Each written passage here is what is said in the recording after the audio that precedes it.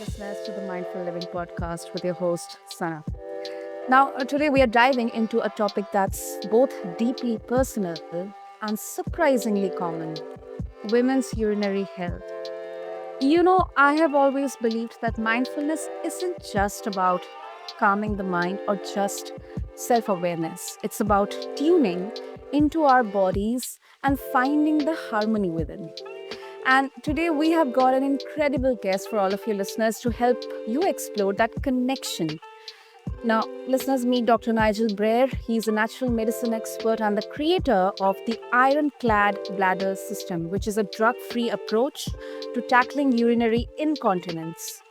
His journey into this field started with a very personal story involving his wife, Brandy, and it has led him to help countless women out there to reclaim their confidence and freedom. So, with that, Dr. Nigel, welcome to the show, and it's such an honor having you with us.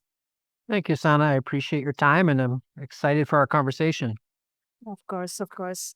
So, Dr. Nigel, before we dive deep into the topic, if you can, I would love for you to start by telling us how this all began. I mean, your wife Brandy's experience and how it sparked this incredible journey for you.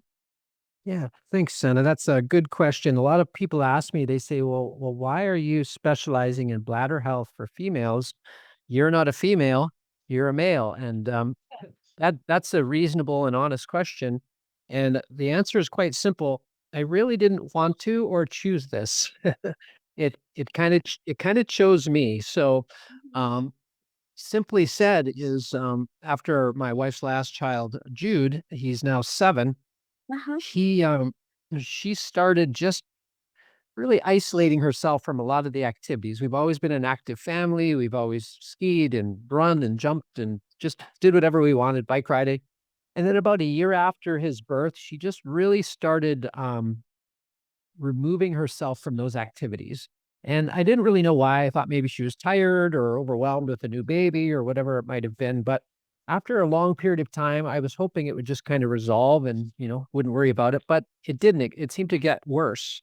So she started really avoiding a lot more of the physical activities. And, after a long conversation, she finally kind of broke down in tears and said, you know what? I can't hold my bladder. She goes, I leak every time I sneeze, I jump. I ride in the car too long. I don't have confidence that I can control my bladder. And she just had a lot, and it was kind of distressing to me. Obviously, given I'm in healthcare and I've been treating patients for years, I was a little saddened she couldn't share that with me. But it really helped me understand the depth of judgment that people hold around that topic. The fact is, my own wife didn't feel comfortable talking to me about it. Imagine how other women would feel talking to a stranger. And so that gave me some deep insight kind of into that issue. Um, so from there, I took it upon myself to try to fix it. So I guess that's a male pattern is we have a problem, we want to try to fix it. And if it's deeply personal, we really want to fix it, right? Um, so I referred her to some friends who are physical therapists. And I said, okay, well, let's try pelvic floor therapy. That's the common approach to urine incontinence. So she went through pelvic floor therapy. She did exercises. She did internal pelvic work. Those are typical types of management. And it helped modestly, maybe 20, 30%. So after about 5 or 6 months of that, um, it wasn't a whole lot better, a little bit better, but not dramatically. And then we went to her gynecologist and we talked to them about it. And they offered medication and Botox, and as far as recommending surgery, and none of those seemed to fit. Just in terms of our beliefs in healthcare and beliefs in the natural way to approach things. So I really realized that there's not great options available for my wife.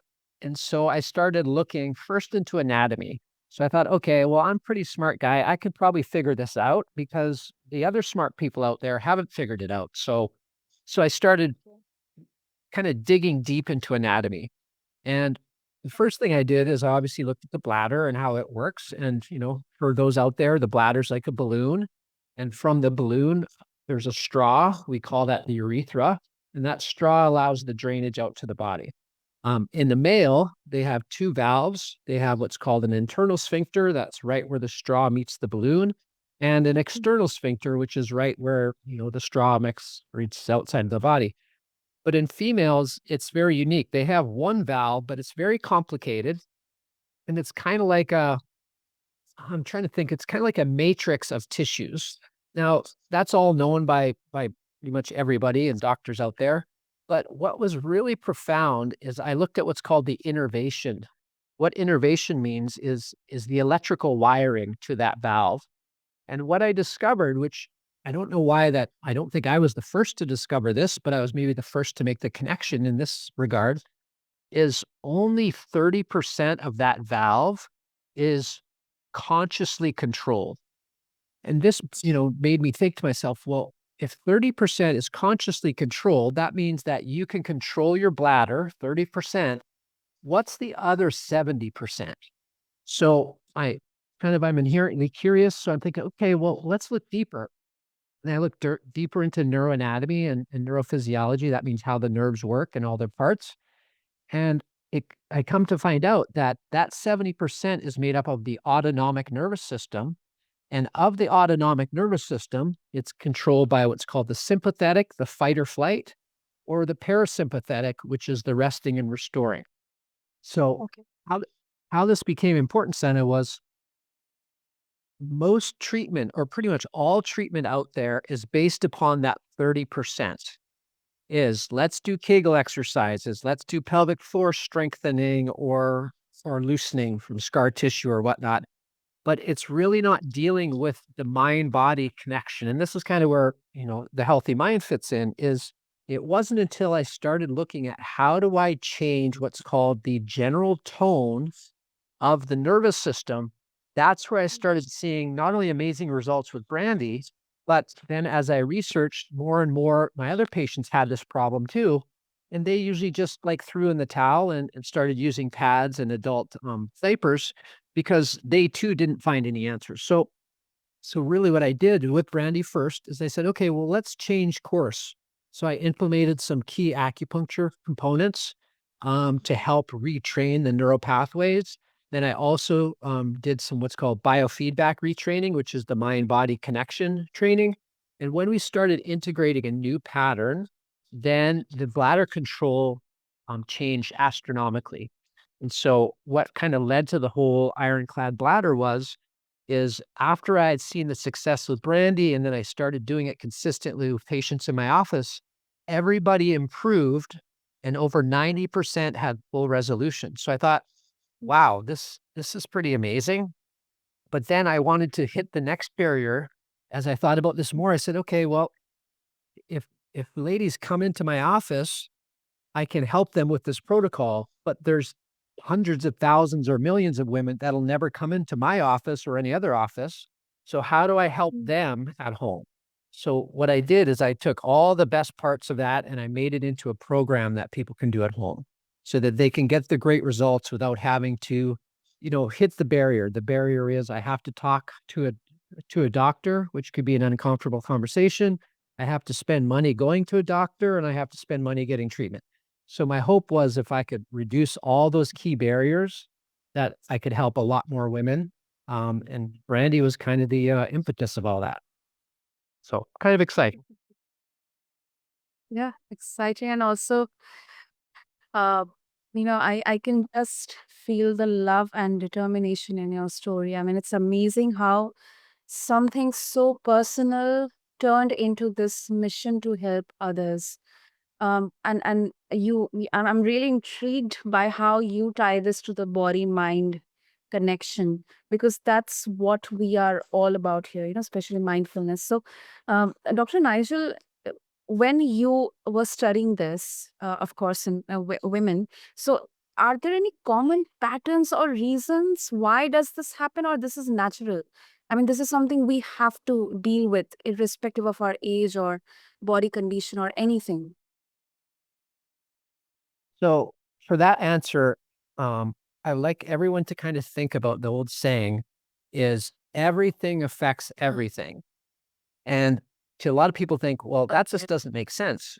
but it absolutely does. So we're talking about the bladder health right now. We're talking about incontinence, but it's not just about that. Yes, that's my focus because obviously that affects a lot of people and it's disruptive. But as all of us go through the phases of life, our body builds up. And I'll call it a memory. It's not necessarily memory, but we build up kind of like baggage. And that baggage, I like to think of it like an emergency brake on the car. So imagine you live your life and then you pull the emergency brake lever just a little bit. So now you're creating resistance in how the car rolls. And then you go a little further and you give it a little more resistance. So over many years, you have enormous resistance that your body has to overcome just to do normal stuff, normal life. Well, that resistance, we'll call it stress, for example, stressors, that's sucking up our life energy and our body's ability to function efficiently. So back to your original questions, and it is as we age, things build up, but most people are first unaware of it. And then second of all, they don't have a key regular way of undoing it. So when it comes to bladder health is childbirth is a trauma. Agreed. Okay. The changes in hormones, that changes tissue, that affects it. General aging, deconditioning of muscles, work stress, child stress, relationship stress, all these things are all affecting our full body system.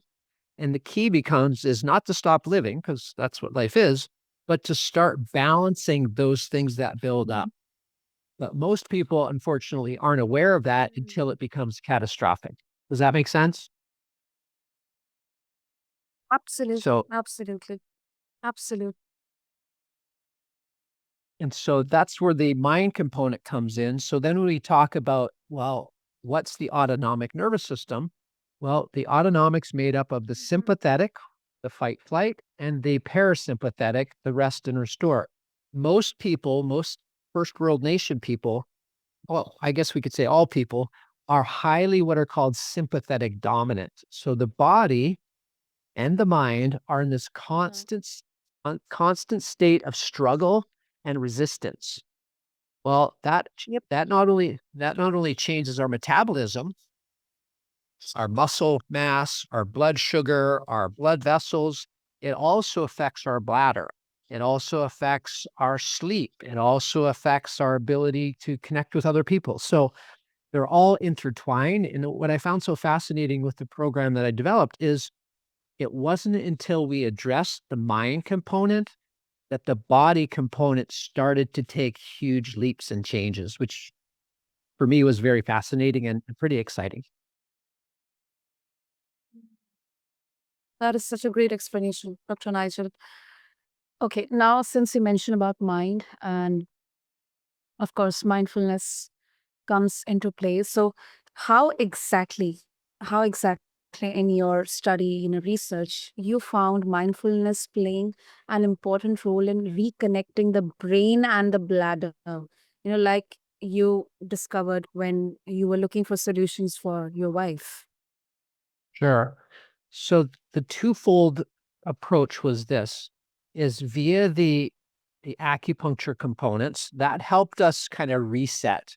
So so in my at-home program, you're not doing actual acupuncture with needles, you're doing acupressure for key points. That helps reset Mhm. the pathways. But then when it comes to the mind, is think of it this way, is imagine you have, let's say the sun is shining on, you know, the grass. Okay. So when your mind is busily diffuse, you're thinking about the thousand different things in life. You've got your children, you've got your work, you've got your car, you've got bills to pay, you've got life to go on. Our mind is so busily scattered that our body's in this constant state of reactivity all the time, all the time. So it wasn't until we said, okay, let's start bringing people back to the present moment and then, and again, part of the protocol is bringing back to the presence to the here and the now instead of the future or the past. And then we're working on specific things to help keep us there. Because when we're keeping ourselves mindfully present, which is really what mindfulness is, right? It's saying, Instead of being in the future, instead of being in the past, you're being in the right now, whether that be washing dishes or brushing your hair or cleaning the floor. Well, the same thing goes if you want to resolve health issues, is how do I become present with my body? And then in my protocol is how do we become present with the protocol that's going to help us improve the neural connections? So what a neural connection means is kind of like learning how to play the piano or any instrument is you set yourself up and then you consciously work your fingers or hands to the different notes. Well, you're building neural pathways as you practice that. And what happens with trauma and hormones and stress is those neural pathways become disrupted. So we think about like static. So now instead of the nerve talking to the bladder nice and clear, saying exactly do this, it now has mixed messages or static.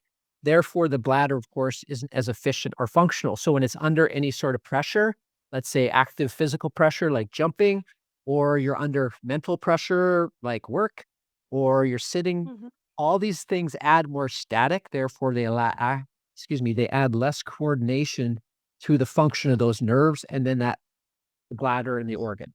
Does that make sense? Yeah, absolutely, absolutely. So Uh, and back sorry, go ahead, I'm sorry. yeah, please go ahead, Dr. Nigel. Yeah. Well, it goes back to what you'd said with mindfulness is when we're present, we have power. Uh-huh. Just when we're not present, we kind of go wherever the whims of our mind or external whims kind of take us. And so that's really what people should kind of embrace is Mhm. once you start coordinating those things, that's where your power to change your body comes. That's where the power to change, your life experiences come. They all come from being here right now and doing what you can in that moment. And that's such an interesting observation because we talk a lot about in my conversations on the mindful living, we talk a lot about mindfulness in the context of mental health, but we don't always connect it to physical functions like bladder control. But I think mindfulness finds its application in bladder control and diabetes and weight loss. I think that explains the brilliant connection between body and the mind. um, so now moving on, another interesting aspect of your work, Dr. Nigel, is you incorporate traditional Chinese medicine in your approach. So if you can share the insights from TCM which have been most transformative for your patients. Sure. So a lot of people think that traditional Chinese medicine is kind of what's called esoteric, that it's kind of spiritual and it's out Yeah. there. Mhm. But it's really just using different terms that most people aren't aware of. So, for example, they will say meridians that Uh-huh. carry chi or energy. Well, it's not a whole lot different than a nerve conducting electrical impulses. It's just the Chinese over thousands of years didn't have the same names as we have. Therefore, they named it based upon their experiences at that time. But the body is the body, but a lot of things are very subtle. So in Western medicine, everything is very gross. Gross meaning large, right? You've got a heart, you've got a liver, you've got a lung, you've got blood vessels, you have nerves. These are all physical things that we can look at right then and there. But what traditional Chinese medicine is it goes to the more subtle. They're present, but because Western medicine can't take it and dissect it and put it in a microscope, they unfortunately don't think it's there. That's just erroneous, but it is what it is. So when you look at traditional Chinese medicine, what you're doing is you're looking at subtle changes, and those subtle changes, when they're out of balance, then they create gross changes. And that's where Western medicine would say there's a disease or some dysfunction of some sort. Okay. So when it comes to the traditional Chinese medicine, what we're doing with my protocol in particular is we're just starting to rebalance the neural pathways, the subtle ones. Okay. The gross neural pathways would be I'm contracting and I'm doing a Kegel exercise. That means I'm using my nerves from my brain to control my sphincter of my bladder. And that's well and good. But on the subtle level, those pathways of imbalance don't ever get changed. So let's think about childbirth. Let's think about the trauma that happens to the uterus and the bladder and the vagina in those or in those experiences. Those things affect the energy balances and they're subtle. So when we start to balance those and balance the gross neural pathways with certain types of proper exercises, and we balance the autonomic nervous system with the mind component, we really have a three-prong approach to address the condition. Hmm. And what exactly is this three-prong approach you mentioned? So the three-prong approach would be simply this: is you go to the physical. Okay. The physical would be doing specific exercises for the bladder to help restore what's called the pelvic bowl, the pelvic health, the perineum. That's all the tissues in and around the bladder near the groin. That's the physical. Then you work on restoring the subtle meridian or neural pathways along the meridian pathways that run the bladder. And then you work on through biofeedback mindfulness is restoring the balance between the sympathetic and the parasympathetic nervous system. So there's the physical, there's the subtle energetic via the acupuncture meridian, and then you have the mind component to balance out the autonomic nervous system. Interesting. And all of these happens at the same time, or is there like a step-by-step process to it? Sure. So the program that I found most effective, and this is the one that we used with Brandy and our other patients, is the first thing that we always do is we do an assessment to kind of gauge severity. Okay. So, and that's just a number. I think the number's out of 21 or so. Is that number determines the severity of the condition, which is going to be one of our trackers. And so we track, and then based upon that, how severe a person is in terms of incontinence, they would do anywhere between 3 and 9 times a day, would do this protocol that takes around 3 minutes. So if they're doing it 9 times a day, that's going to be about 18 minutes a day. If they're doing it, 3 times a day, that would be 9 minutes a day. So the process of rebuilding these three components will take between 9 and 19 to 20 minutes a day. But what we're doing is consistently rebuilding those three components: the nerve structure, the subtle meridian pathways, and the autonomic nervous system. And then tracking those results over 4 to 6 weeks. And that's where the true value comes, is the consistency. Just like you probably found with mindfulness training, is that the benefit comes with setting the habit and being consistent. And it's no different with this protocol. Mm. That is really, really, important and sounds very, very effective. And I think the also good part here is how beautifully there's a bridge created between the East and the West medicine. So that is really, really fascinating. And also, any specific mindfulness techniques that you would like to advise, which women can use today to start improving the bladder control, just sitting at home or maybe in their office or anywhere. Sure. So the first thing that I'd have them do is don't make a big deal out of things. So a lot of people, especially in America, is they correlate mindfulness with religion. And I'm going to encourage you, don't make those connections, because that's not what it's about. It's about just being present. So the first thing I have people do is just start maybe 3 times a day. Set your phone to remind you to take 3 minutes. And all you have to do with those 3 minutes is you can either breathe, just feel the air going in your nose and then the air out your mouth. Or if you're washing dishes or caring for family or whatever it might be, is just being acutely aware of what's going on. So I'm washing the dishes, paying close attention to the water running on my hands, the warmth of the water, the smell of the soap, whatever it might be. So all it really is taking and consciously saying, okay, I am now staying conscious of this moment. My preferred method is just breathing. But a lot of people think, oh my gosh, I can't stop thinking about other things. Well, is as your mind wanders, consistently bringing it back without getting upset or frustrated to the breathing, because your mind will wander. I liken it to an untrained dog, is they're going to wander around all over the place until you've trained it to start to walk beside you. And that's the same with the mind, is the more consistently you bring it back without getting upset or frustrated or angry, then in time the mind will stay where you put it, which would be right now I'm breathing. Right now, I'm walking instead of walking and thinking about the thousand other things I want to do when I get home. So, as you practice it simply and small, then without any even trying, it starts to develop into broader. And then you start noticing you're conscious with a lot more other things, and you'll also notice you're more conscious when people are talking.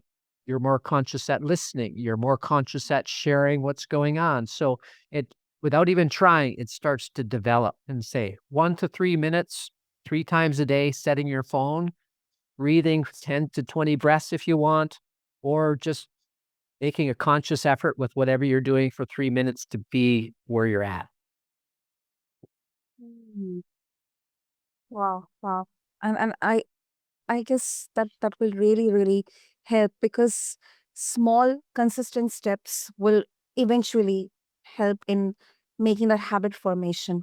And I think circling back to the you know journey, the story you shared with your wife, Brandy, I think many of us, we carry shame about our bodies, and what I understand from this entire conversation is mindfulness is like this gentle hand saying that you are enough. It's not just about fixing the bladder, it's about reclaiming your whole self. So, how can mindfulness empower women to take control of something they might feel ashamed about, Dr. Nigel? So I think the very first thing that we have to understand is we're not inherently flawed. So that's something that people hold on is people have this idea that they're broken. And so that's one of the first things that I encourage people to just start to surrender to. Mhm. So here's a good example is people think they're broken, therefore they have to compensate for that brokenness. I have to be better at this. I have to say yes to all of my children's demands or all of my children's needs. I have to be the super parent. I have to do 1,000 things. It's usually stems from some feeling of inadequacy. And so I guess the first and foremost, mindfulness allows you to first be present instead of distracted. So so I know this is a big topic, Senna, but Mhm. distraction keeps us from being with ourselves. Yes. And many people do not like to be with themselves because they inherently don't think they're good enough or they're adequate. So the mindfulness allows you to be with yourself and then also surrender to that self, which sounds a little strange, but when you take the time and say, I'm just going to breathe, things start coming up. And sometimes those things aren't comfortable, but it makes you look at it like, okay, well, why am I so busy all the time? Well, I'm busy all the time because I'm distracted and I don't want to have to deal with whatever's keeping me distracted. You see how things start to percolate. So, a lot of people will start mindfulness and they won't feel immediately better. And then they'll start to get irritated and say, oh, it doesn't work for me. Well, it's kind of like cleaning something. You have to get to the grease before you get to the clean surface underneath.